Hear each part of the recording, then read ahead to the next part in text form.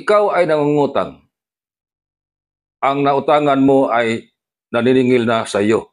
Sinabi mo, walang problema, walang nakulong sa utang. Tama ba? Well, sinabi ng ating saligang batas, totoo, walang nakulong sa utang.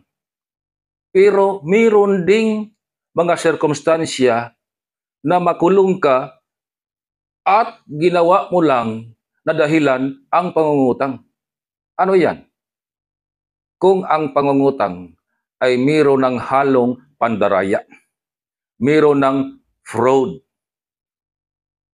such as mayroon kang inabuso na tao, ginawa mo lang dahilan ang pangungutang, pero ang totoo mong intensyon, hindi ka talaga babayad sa utang.